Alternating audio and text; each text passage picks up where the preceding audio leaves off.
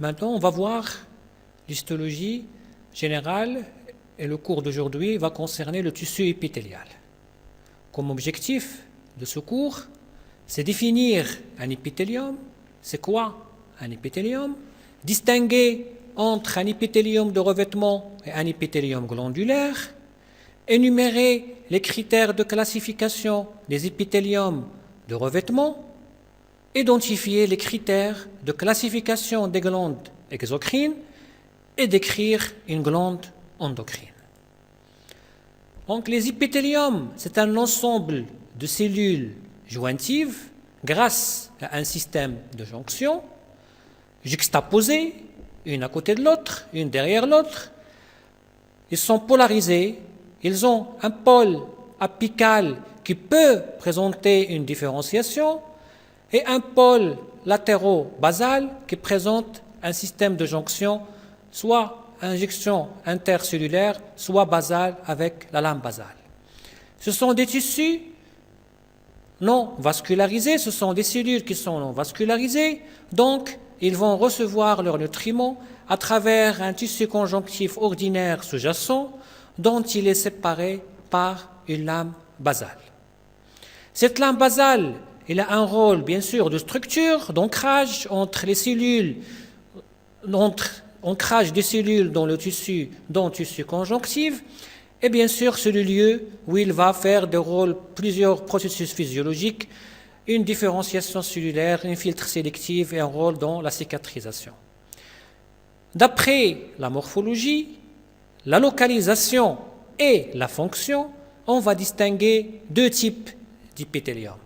On aura un épithélium de revêtement et un épithélium glandulaire. Voilà, quelle que soit sa définition, ça veut dire épithélium glandulaire ou épithélium de revêtement, elle est faite de cellules qui sont jointives, une accolée à l'autre, juxtaposées, polarisées, reposant sur une lame basale, et au-dessous de cette lame basale, on aura un tissu conjonctif ordinaire. On aura un pôle apical, un pôle basal. On commence par les épithéliums de revêtement. Ça veut dire les épithéliums, ce sont un ensemble de cellules jointives, juxtaposées, polarisées, non vascularisées, reposant sur une lame basale. Ici, pour tout ce qui est épithélium de revêtement, ils vont former une couche continue qui recouvre la surface externe du corps, comme la peau, et ils vont tapisser des cavités internes de l'organisme. Soit ces cavités, ils vont avoir une communication avec le monde extérieur, comme les voies aériennes, tubes digestifs et les voies urinaires et génitales, soit des cavités qui sont fermées ou closes, comme les cavités cardiovasculaires et la cavité cœlomique, ça veut dire tout ce qui est pleural et tout ce qui est péritonéal. Ces épithéliums de revêtement, on les classe selon des critères morphologiques. Premier critère, c'est la forme des cellules épithéliales. Ces cellules-là, elles peuvent être pavimenteuses, ça veut dire qu'elles vont être plus larges et moins haut. Cubique, ça veut dire la largeur, elle va égale la hauteur. Cylindrique, ça veut dire qu'elles sont plus hautes que larges, ou polymorphes si on n'arrive pas à les classer.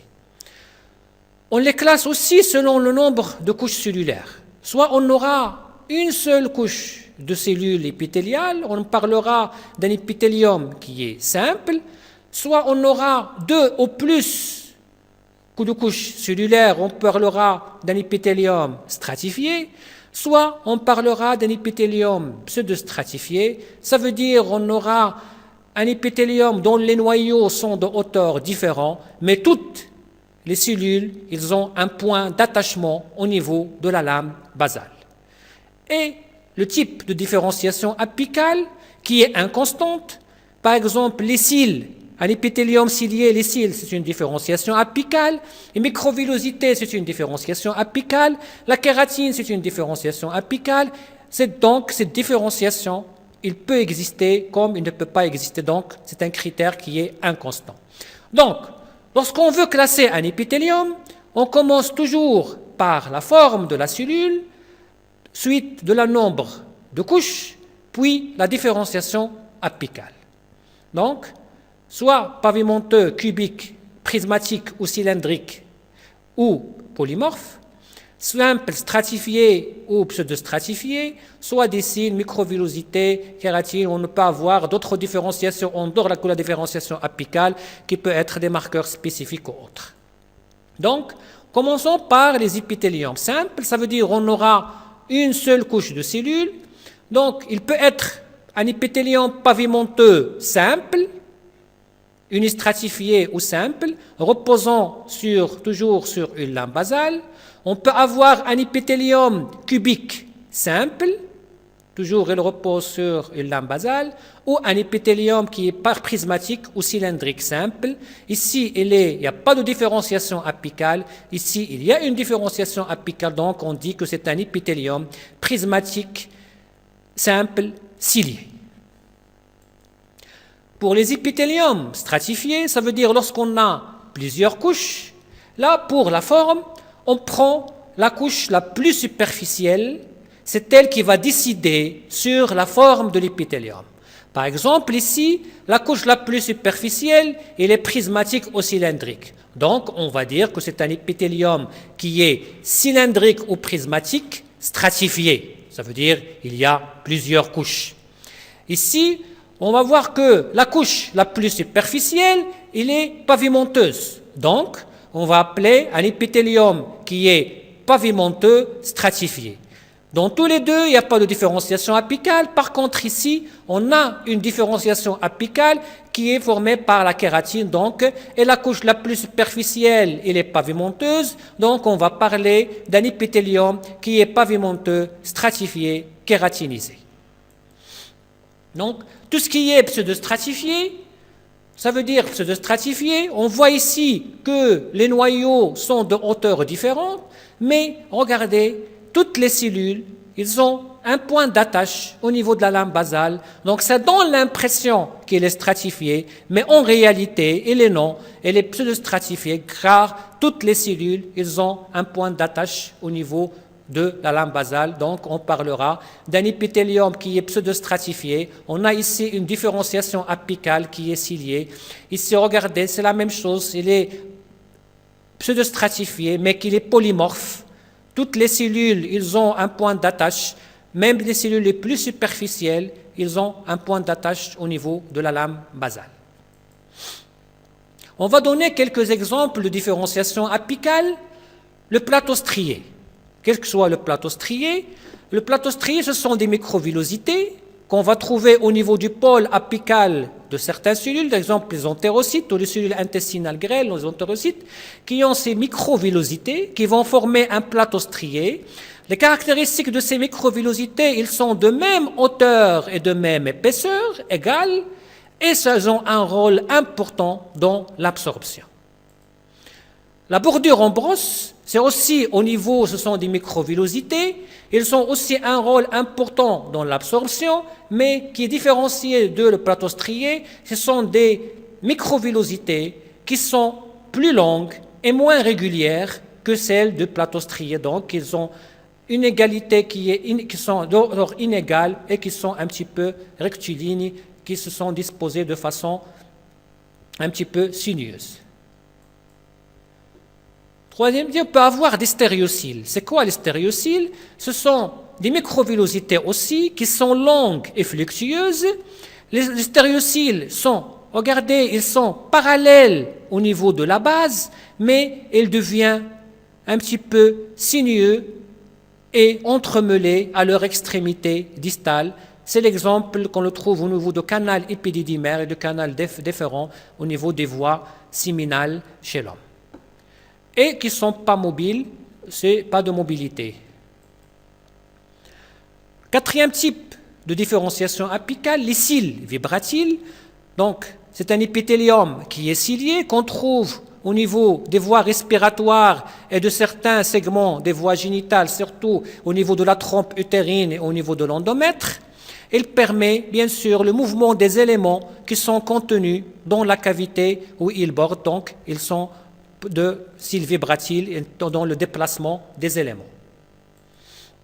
Voilà certains exemples. L'intestin grêle, ici c'est le plateau strié, qui en réalité c'est des microvillosités qui sont ordonnées. Le rein, on trouvera des microvillosités qui vont s'organiser en bordure en brosse. On peut avoir au niveau de la trachée un épithélium qui est cilié et au niveau de l'épididyme un épithélium qui est pseudostratifié mais avec des stéréocyles. Ça, c'est certains exemples de différenciation apicale. Certains exemples des organes où on aura des épithéliums. Par exemple, l'estomac, c'est un épithélium qui est prismatique simple avec des cellules à pôle muqueux fermés. L'intestin grêle, c'est un épithélium qui est prismatique avec toujours le nombre de couches et les simples. On aura un plateau strié, ça veut dire les entérocytes avec des microvillosités qui sont égales dans la hauteur et dans la largeur. Les voies aériennes supérieures, c'est un épithélium qui est cylindrico-prismatique. Parfois, il peut être pseudostratifié, il est caractérisé par les cils. Et l'épiderme, qui est un épithélium pavimenteux stratifié kératinisé, et l'œsophage, qui est un épithélium pavimenteux stratifié, mais qui est non kératinisé. Parmi les propriétés et les fonctions de ces épithéliums, ils ont une fonction de protection. Plusieurs types de protection, mécanique, thermique et chimique. Un rôle aussi peut avoir un rôle d'absorption, un rôle dans le déplacement des éléments de surface, un rôle dans les échanges, et parmi les propriétés importantes, c'est le renouvellement. Ça veut dire que ce renouvellement il est constant de la cellule en fin de vie, à partir des cellules couches qui sont en contact de la lame basale, et cette vitesse de renouvellement elle est variable entre l'intestin qui est de 48 heures et entre la trompe utérine qui peut avoir jusqu'à 40 jours pour le renouvellement. On a vu maintenant, c'est les épithéliums de revêtement, maintenant c'est les épithéliums glandulaires. Bien sûr, les épithéliums, ce sont des cellules jointives juxtaposées, c'est la même définition, mais pour tout ce qui est glandulaire, ils sont hautement spécialisés dans la sécrétion. C'est pour cela qu'on l'appelle glandulaire. Lorsque vous entendez le terme glandulaire, ça veut dire qu'il y a une sécrétion. Pour appeler glandes, ça veut dire qu'ils vont être groupés généralement en amas, de forme et de volume variés. Voilà comment ça se forme, les différents types de glandes. On a l'histogénèse ici, on avait au début un épithélium avec un tissu conjonctif ou un mésenchyme.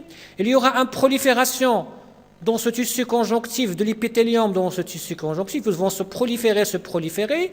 Donc ce sont des cellules épithéliales dans un tissu conjonctif. Soit ils restent en communication avec le milieu extérieur, avec l'externe, on parle de glandes exocrines, soit il n'y a pas de communication avec le milieu externe, ils sont en contact intime avec les structures vasculaires du tissu conjonctif ici, on parlera ici de glandes endocrines. Voilà, c'est la même chose ici, et on distingue donc selon la formation de ce bourgeon, et on aura soit des glandes exocrines, donc le produit de sécrétion est déversé à la surface du corps, soit directement, soit indirectement.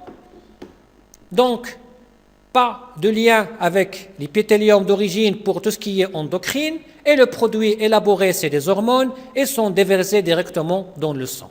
Et lorsque la glande, il fait à la fois le mode de sécrétion endocrine et exocrine, on parlera des glandes amphicrines. Donc, pour les glandes, on aura soit des glandes exocrines, soit le produit est rejeté dans le milieu extérieur par l'intermédiaire d'un canal excréteur, soit endocrine, où le produit de sécrétion qui est directement dans le sang, et le produit élaboré, c'est les hormones, soit on aura des glandes amphicrines, ça veut dire qu'il regroupe les deux, glandes exocrines et le rôle endocrinien. On commence par les glandes exocrines.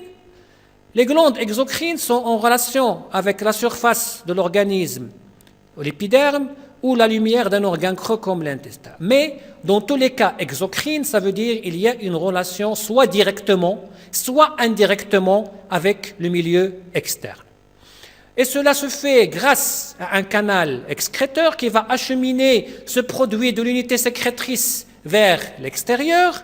Et ce canal il permet le passage de la sécrétion glandulaire qui est élaborée par la portion sécrétrice. Comment on classe ces glandes exocrines? On les classe selon, une chose qui nous intéresse, nous, c'est tout ce qui est morphologique. On les classe selon la morphologie de la glande exocrine, ça veut dire la morphologie de l'unité sécrétrice et la morphologie de l'unité excrétrice, le mode d'excrétion et la nature du produit élaboré ou sécrété.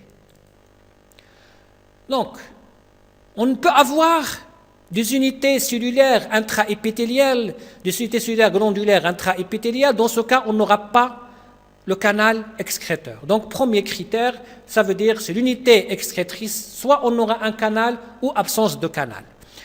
Soit on aura une cellule glandulaire isolée, en intraépithélial, soit on aura des amas de cellules au sein d'un épithélium, soit on aura tout l'épithélium qui est sécrétoire. Dans tous les trois, on n'a pas de canal excréteur.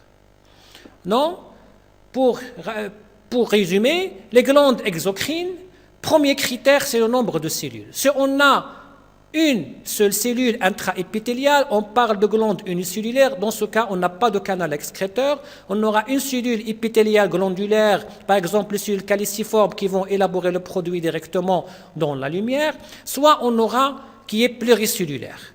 Alors, deuxième critère, c'est la topographie. Ça veut dire, est-ce qu'on aura de glandes mineures, ça veut dire, ou de glandes majeures. Des glandes majeures, ça veut dire on aura un canal excréteur, ça veut dire un canal excréteur qui va former des glandes enfoulées dans le tissu conjonctif, soit des glandes mineures de surface, soit on aura des glandes mineures, on aura tout l'épithélium de surface et les sécrétoires, soit on aura des amas de cellules au sein d'un épithélium qui sont sécrétoires. Alors, deuxième critère, lorsqu'on a un canal excréteur, est-ce qu'on a un seul canal ou un canal qui est ramifié? Donc, un seul canal, donc on peut avoir, ici on aura un seul canal, et on peut avoir ici un canal qui est ramifié. Avec d'autres critères qui est important, c'est la morphologie de l'unité sécrétrice. Ici, on aura une organisation qui est astubuleuse, ici, sur ce qui est acineuse, ici, qui est alvéolaire. Donc, ici, on parlera d'un seul canal. Donc, le type de l'unité, la morphologie de l'unité sécrétrice, il est alvéolaire. Un seul canal simple, donc c'est une glande alvéolaire simple. Ici, c'est une glande acineuse simple. Ici, c'est une glande tubuleuse simple. Et tout ce qui est composé, on aura un canal qui est ramifié. Ce sont des cellules qui sont alvéolaires composées. On peut avoir plusieurs regroupements comme ici. Ici, c'est une tubuleuse simple droite. Ici, qui est tubuleuse droite, mais qui est ramifiée. Ici, qui est tubuleuse contournée, mais que ça reste simple.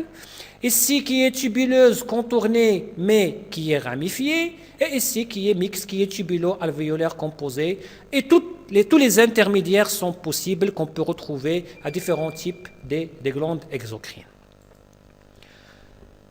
Après avoir vu la morphologie de la glande, ça veut dire la morphologie de l'unité sécrétrice et la morphologie de l'unité excrétrice. Deuxième critère, c'est le mode d'excrétion. Ce mode d'excrétion, il y a trois types. On a premièrement le mode mérocrine ou épicrine. Ça veut dire la cellule, il va conserver son intégrité et le produit qui va être sécrété par exocytose ou par diffusion, c'est l'exemple de sécrétion des acides pancréatiques exocrines. Soit on aura le mode apocrine. Dans ce cas-là, on aura une perte d'intégrité de la cellule, une amputation de la partie apicale avec le produit sécrété qui va rejoindre la membrane cytoplasmique apicale et qui va être avec la membrane dans le milieu externe. Donc, à cela, le produit de sécrétion s'élimine en même temps que le pôle apical de la cellule. Ensuite, la cellule rétablit son pôle apical et ses organites manquants. C'est l'exemple de la glande mammaire. Soit le dernier critère, dernier mode, c'est le mode holocrine. Regardez ici, c'est toute la cellule qui va être éliminée en même temps avec son produit sécrété. C'est l'exemple de la glande sébacée. Voilà, ici on voit les trois types de modes de sécrétion. mérocrine ou épicrine. La cellule, elle garde son intégrité. La sécrétion, il se fait selon la mode diffusion, exocytose, c'est le plus fréquent. Soit on aura une perte d'intégrité, soit partielle, soit totale. Partielle, on aura une amputation de la partie apicale avec le produit sécrété. Ici, on aura toute la cellule qui est libérée avec son produit de sécrétion. Le dernier critère, c'est la nature du produit sécrété. On distingue selon le produit de sécrétion 3 types de glandes. Soit on aura des glandes séreuses, où le produit sécrété est séreux, soit des glandes muqueuses, où le produit sécrété est du mucus, soit on aura mixte, ça veut dire séromuqueuse. C'est l'exemple ici de pancréas exocrine, des glandes salivaires et des glandes sublinguales qui sont aussi des glandes salivaires. Voilà comment on peut différencier ici tout ce qui est le mode séreux. Regardez, des acinis séreux, un acinus séreux, avec une lumière qui est virtuelle, des cellules avec des grains de sécrétion qui sont très foncés, qui comportent des enzymes. Donc, le produit sécrété par tout ce qui est séreux, c'est un produit enzymatique. Et on aura une lame basale et un tissu conjonctif. Ici, regardez tout ce qui est muqueux, une lumière qui est bien visible, avec un cytoplasme qui est clair, qui a des vacuoles de mucus, avec un noyau qui est basal, qui est refoulé, aplati, qui est refoulé dans le côté basal, et une membrane basale. Et lorsqu'il y a un mix, ça veut dire qu'on aura une glande mixte séromuqueuse. Donc ce tableau-là qui permet de comparer entre tout ce qui est cellules muqueuses et tout ce qui est cellules séreuses. Pour tout ce qui est glandes endocrines, il y a des critères morphologiques, ça veut dire qu'on peut avoir plusieurs types de structures, soit comme par exemple la thyroïde, on aura disposition en follicule, soit en forme trabéculaire pour tout ce qui est, on peut observer au niveau des cordons de Zillow ici, comme des cordons ici qu'on peut voir au niveau de la surrénale, et tout ce qui est amphicrine, ça veut dire qu'il va jouer le rôle endocrine et exocrine. On distingue 2 types, des glandes amphicrines homotypiques, ça veut dire qu'on aura la même cellule qui va faire les 2 rôles endocriniens et exocriniens, c'est l'exemple de l'hépatocyte au sein du foie, et on aura les glandes amphicrines hétérotypiques, c'est l'exemple du pancréas. On aura 2 types de cellules au sein du même organe, les ylodolongénases qui vont faire le rôle endocrinien et les acinis séreux qui vont faire le rôle exocrine. Donc, en conclusion, tout ce qui est épithélial, quel que soit glandulaire ou de revêtement, elle est responsable de la spécificité fonctionnelle de l'organe où il se trouve. Ça veut dire, tout ce qui est épithélial, ça veut dire, par exemple, l'intestin grêle. L'intestin grêle, son rôle, c'est quoi? C'est l'absorption, et cela dû, bien sûr, à sa spécificité au sein de l'épithélium qui est formé de microvillosité et qui va assurer cette fonction d'absorption. Bien sûr, ils sont impliqués, ces épithéliums-là, ils sont impliqués dans plusieurs activités, nombreuses activités, échanges, absorption, protection, déplacement, mais la particularité que le tissu épithélial n'est jamais vascularisé. Donc, il va dépendre toujours de tissu conjonctif sous-jacent. Donc, on n'aura jamais un épithélium sans tissu conjonctif sous-jacent qui va assurer quoi? La nutriment à travers une lame basale qui va séparer l'épithélium du tissu conjonctif sous-jacent. Je vous remercie.